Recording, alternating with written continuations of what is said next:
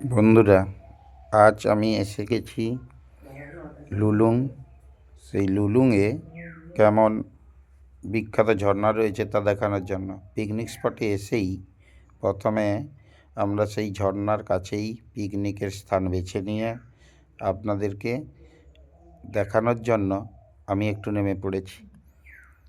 আর শুধু চারদিকে গাছপালা, জঙ্গল, শাল গাছ বেশি রয়েছে, আরও অন্যান্য গাছ রয়েছে। আর ওখানেই ধারে পাশে অনেকেই পিকনিক করছে। বিদ্যালয়ের পক্ষ থেকে এই স্থানটা এবছর বাছা হয়েছিল শিমলিপাল। তো উড়িষ্যার এই শিমলিপালে অনেকগুলো স্পট রয়েছে: সীতাকুণ্ড, লুলুং, কুমারী। তো তার মধ্যে এই স্থানটা আমরা বেছেছিলাম। আর অন্য কোথাও যাওয়ার সময় হয়নি। শীতের সময় পিকনিক করতে এলে এত সময়ও পাওয়া যায় না। যাই হোক, তার একটা স্পট দেখালাম, পরে আরও অনেক স্পট দেখাবো। ভালো লাগলে লাইক, কমেন্ট, শেয়ার করে জানাবেন।